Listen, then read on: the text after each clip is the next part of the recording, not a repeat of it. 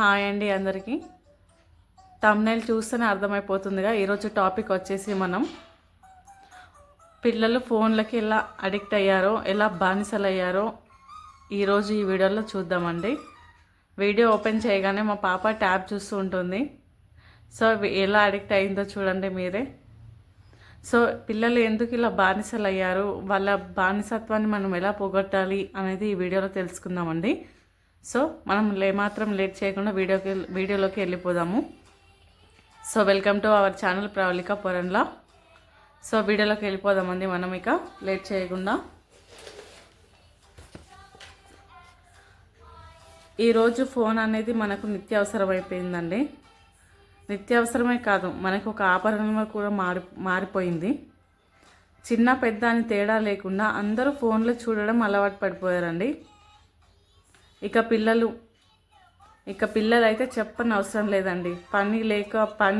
పని ఉన్నా లేకున్నా ఫోన్లే చూస్తూనే ఉంటారు. 24 గంటలు ఫోన్లకి అలవాటు పడిపోయారండి. స్కూల్ ఉన్నా లేకున్నా ఫోను, ట్యాబు, ఎలక్ట్రానిక్ వస్తువులు చూడకుంటే వాళ్ళు ఉండలేకపోతున్నారు ఈ మధ్యకాలంలో.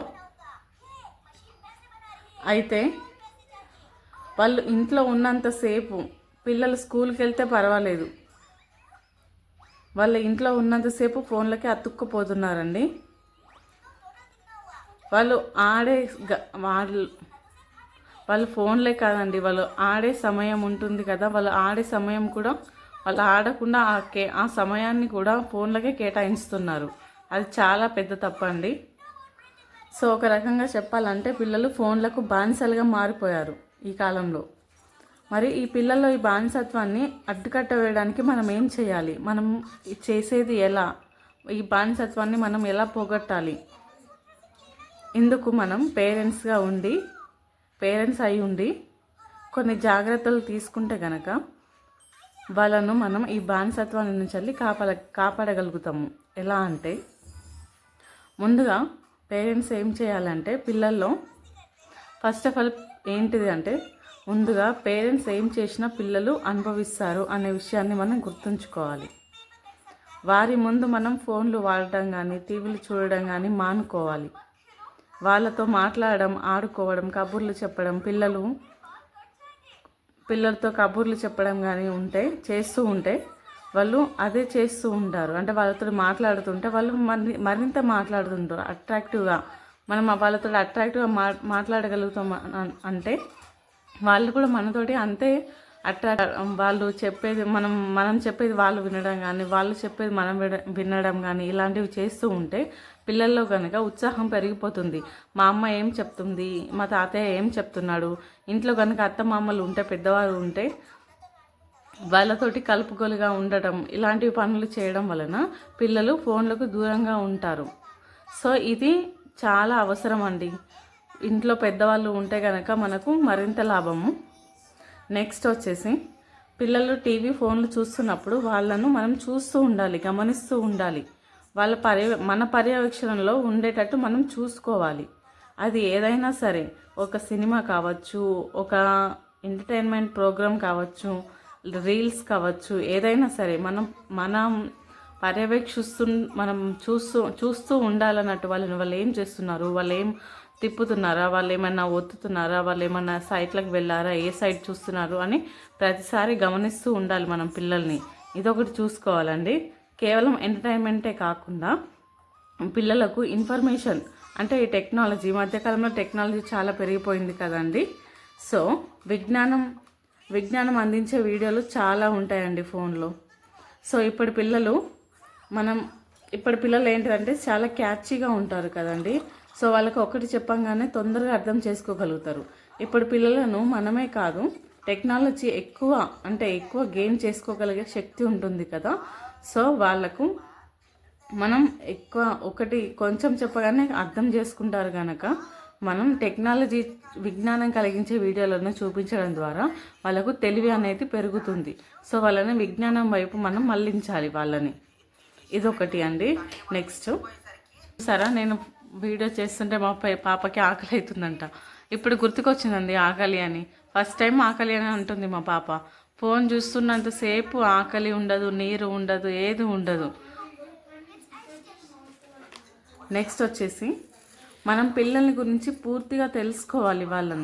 వాళ్ళు ఏం చేస్తున్నారు, వాళ్ళు ఏ టైంకి ఏం చేస్తారు, వాళ్ళు ఏ టైంకి తింటారు, వాళ్ళు ఏ టైంకి పడుకుంటారు, వాళ్ళు ఏం చేస్తారు, వాళ్ళు ఏం మాట్లాడతారు, వాళ్ళకి ఏం కావాలి, అసలు మనం పూర్తిగా తెలుసుకోవాలి. పేరెంట్స్ అనేవాళ్ళు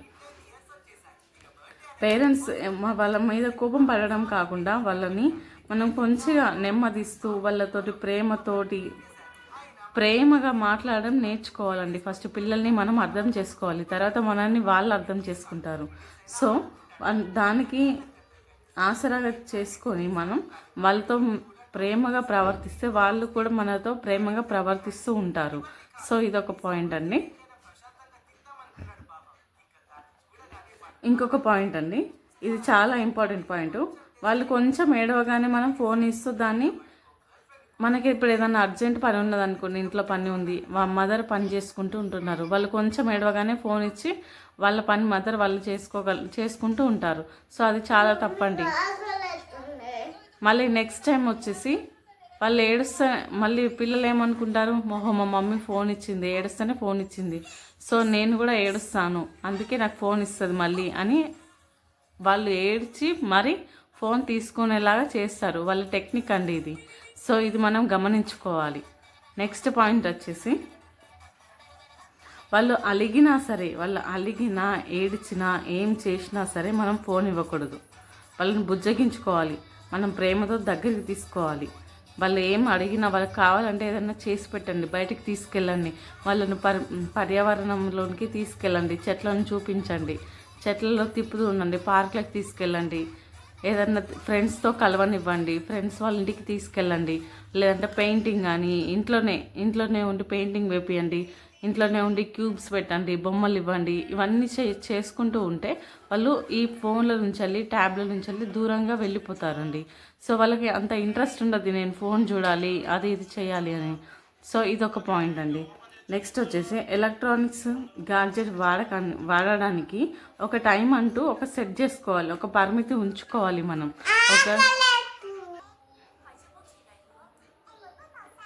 ఎలక్ట్రానిక్ గ్యాడ్జెట్స్ వాడడానికి ఒక టైం అంటూ సెట్ చేసుకోవాలని చెప్పాను కదా. ఆ టైంలో మనం పనులు పూర్తిగా చేసుకోవాలండి.